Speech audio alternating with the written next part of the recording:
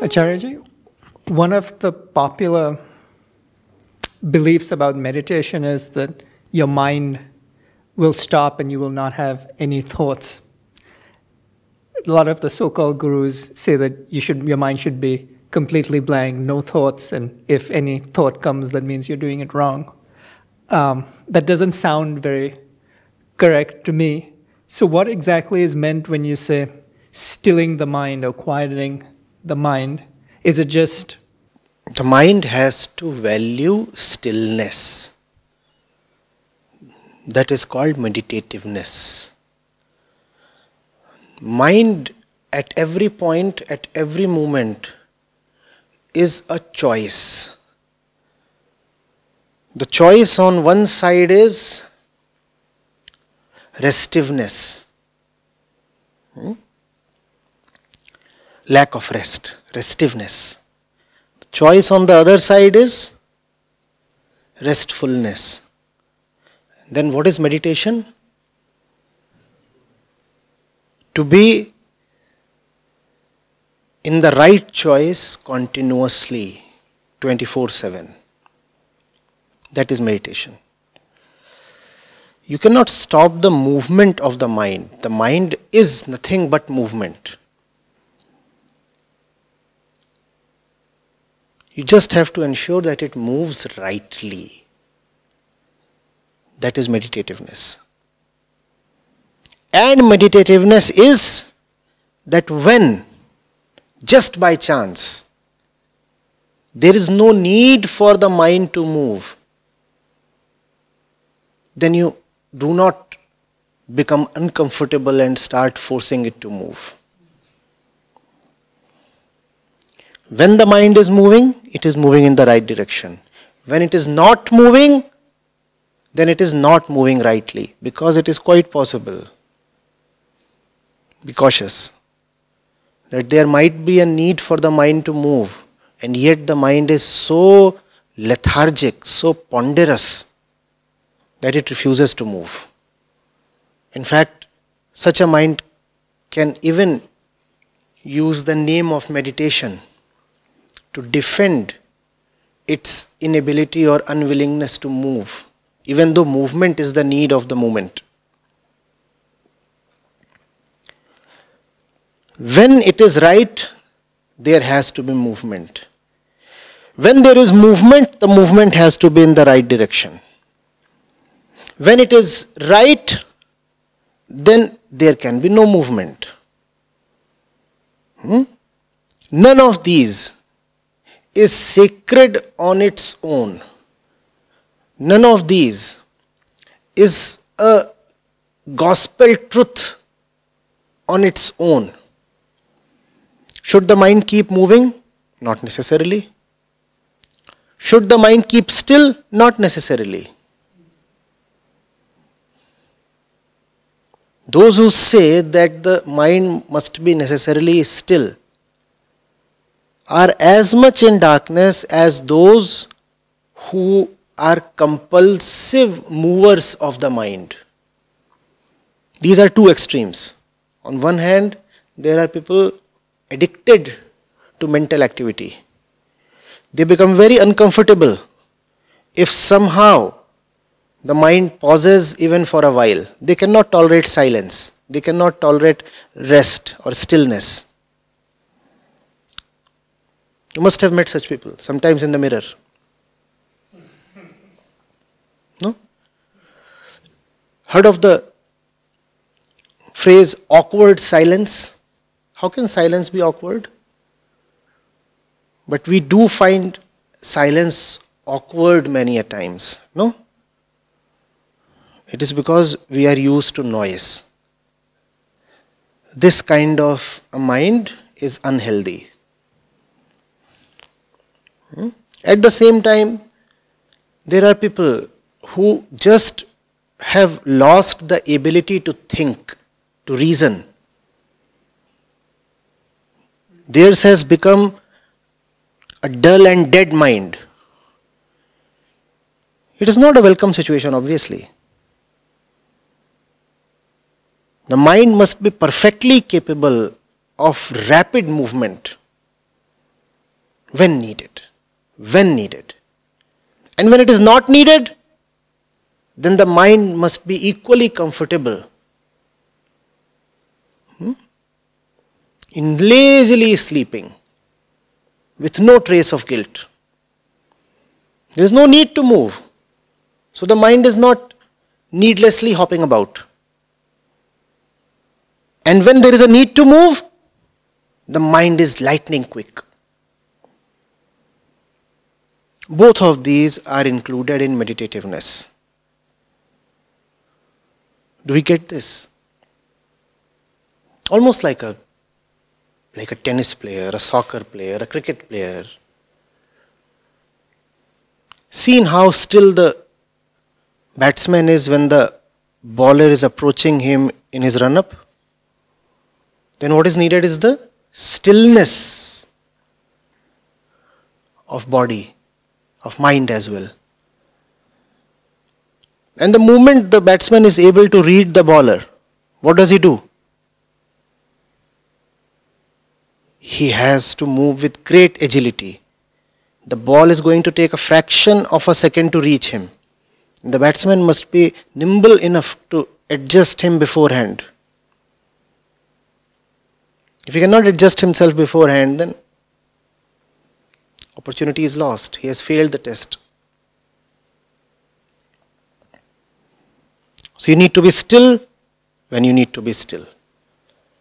You need to move when you need to move. And you must be adept at both. This is meditativeness. Getting it?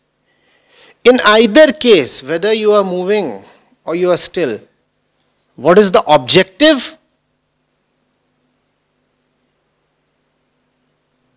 The objective is peace, truth, a final rest. You rest for the sake of a final rest. You move for the sake of a final rest. Like a good traveler does. No? If the journey is long, do you ever move continuously without a break? No. You move. What do you move for? You move for the destination. And then sometimes you take a break and you rest. Now you're not moving. You're not moving for the sake of movement. You're not moving so that you may move properly, nimbly, speedily, when needed. That's meditativeness.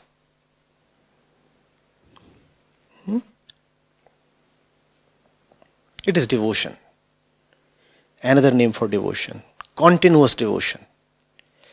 Obviously, it cannot be a trick, a technique, a thing that you do mentally or physically. When you define meditation in those terms, then you pull it down to a very low level.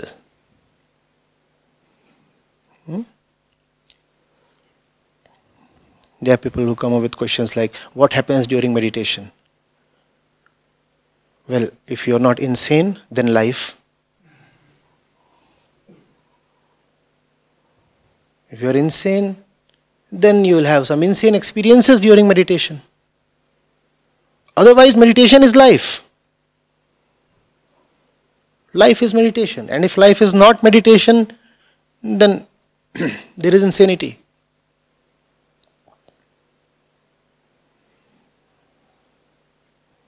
Do you get this? As I speak to you, do I speak continuously? Is there an uninterrupted volley of words? That's what, right? You speak when needed. You don't speak when not needed. You stop when needed.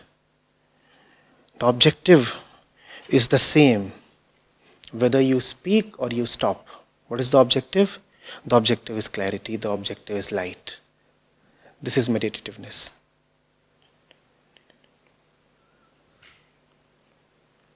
Are you getting it?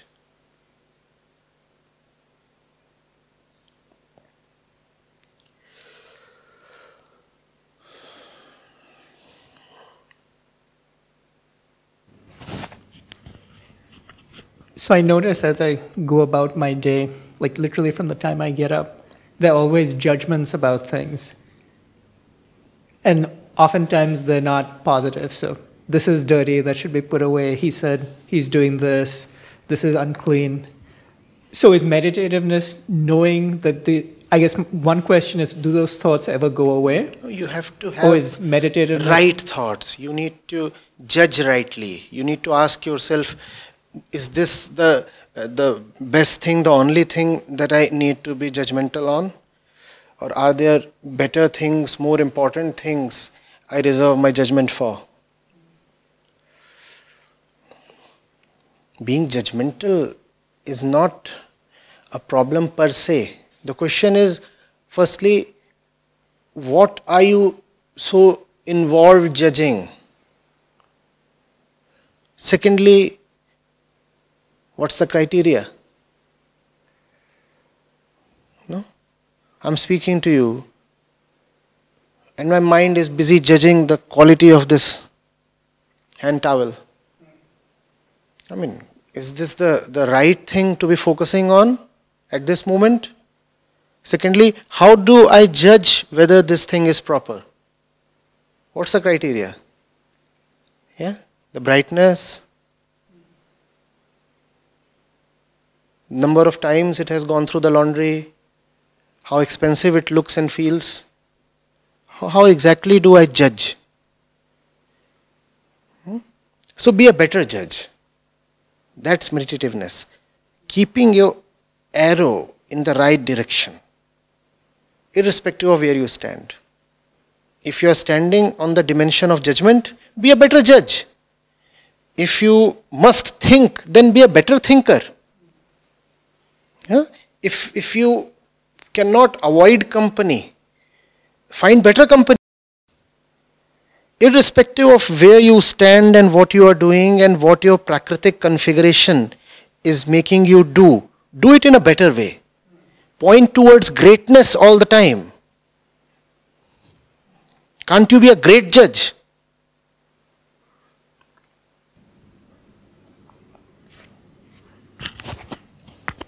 So I like what you said, be a great judge, and the thought that comes up to me is, how do I know it's not my ego trying to be superior and saying, oh, I'm a great judge? That's exactly what we have to do to the ego. Make it a great ego. How else do you kill the ego? By making it great.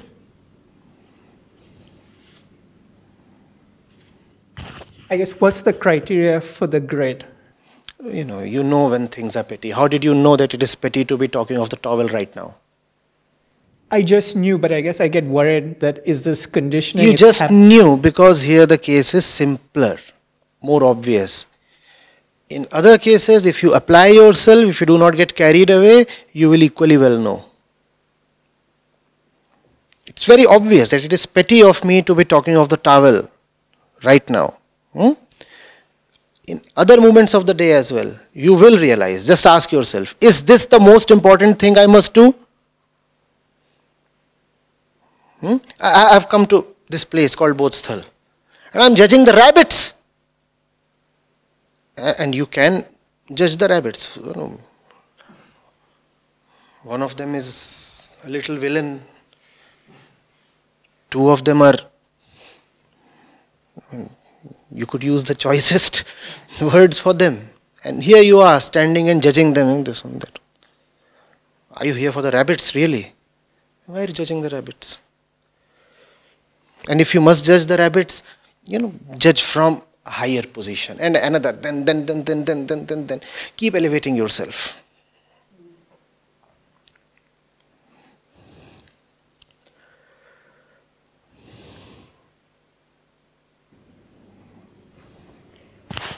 This makes sense. I guess what comes back, maybe this is a lot of the fake guru stuff I've been exposed to, is the sense of it's all subjective. Everyone's got a different perspective. I know that sounds silly. Then that subjectivity is life. There is nothing but that. Remember that we are nothing but the ego. You cannot just jump out of your ego. You have to travel with this ego to that point where it reaches, meets its climax. That's what I'm calling as greatness. You cannot say, don't be judgmental. Even that is a piece of judgment, right? If you can see, When you say don't be judgmental, are you not being judgmental this very moment? So you cannot just drop your ego. You are the ego. You can't even leap out of your skin. How will you leap out of the ego?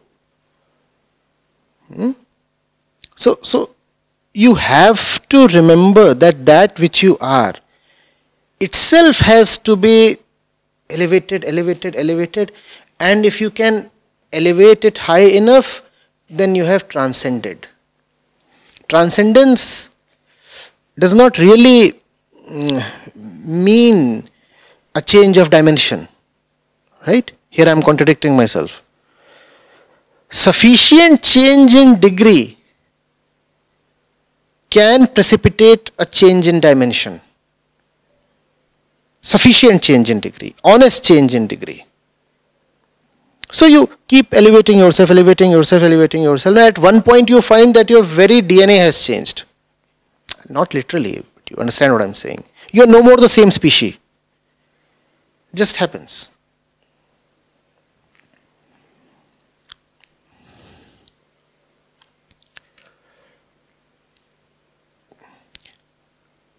Know where you stand, know what your prakritic tendencies are. And that's the way you have to take. Right? If Prakriti has made you in a way where jealousy is prominent, then you have to use the same jealousy as your way. Right? You have to be a better jealous person. Your jealousy has to be directed towards a higher object. If yours is the way of inertness, as some people are, you want to provoke them, excite them, they won't get excited. Right? And so they don't really achieve much, because they don't really react much. Then they have to use that particular personality trait as their way. There are people who are insecure. You have to use this insecurity itself as your tool. Why? Not because it is quite smart to do that, but because there is no other way. We are not saying that it's a very, very clever trick to use your insecurity as your technique. No. But the thing is, you are insecure. A lot of it is in your genes. And some people are genetically more insecure than the others. What do? Dynamite their body? Substitute their DNA? They can't do that. So what do you do then? Whatsoever has been given to you has to be utilized in the service of the highest, irrespective of what you have been given. If you have been given strength, use strength. If you have been given weakness, use weakness.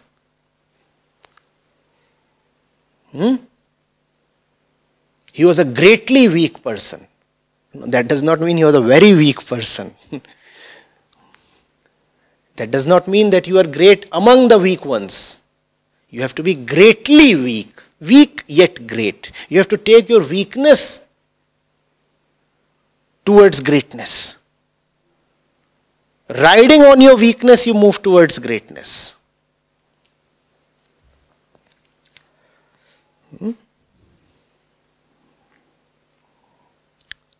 So that door is then open for everyone. It's just that to that door, 1,000 different paths come. There are as many paths as there are people. Your very personality is the method. And therefore, no one method can be applicable to all. Getting it? What will work for you will not work for her.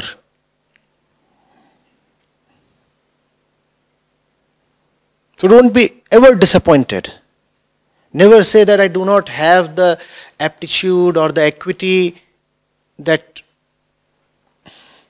a Krishna had, a Buddha had. I do not have that, so how do I make it? No, you have what you have, and that is sufficient.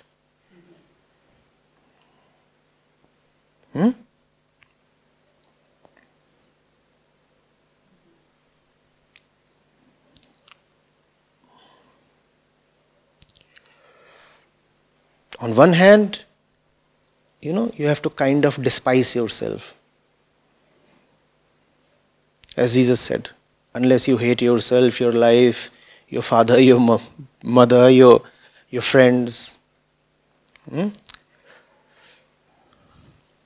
cannot come to me. On one hand, you have to be very disdainful towards yourself. On the other hand, you have to know that you are all you have got.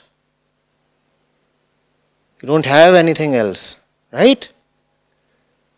You are all you have.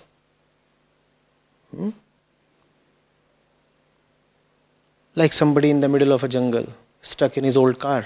What do? Set the car to fire? What do? Yeah, you can curse and kick the car as much as you want, but ultimately it's the car that will get you out of the jungle. So that's us. The person stuck in the jungle. And that's us. The car you are stuck with. We are both. The person and the car. And believe me, we seriously are a very outdated, shabby, dilapidated specimen of a car. But that's all that we have. Stuck there, no point dreaming of brand new SUVs and such things.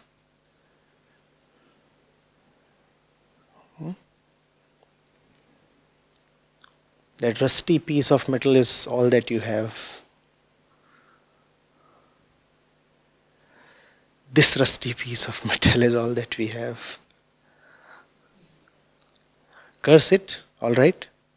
And having cursed it to your heart's satisfaction, now use it. Curse it every day, use it every day.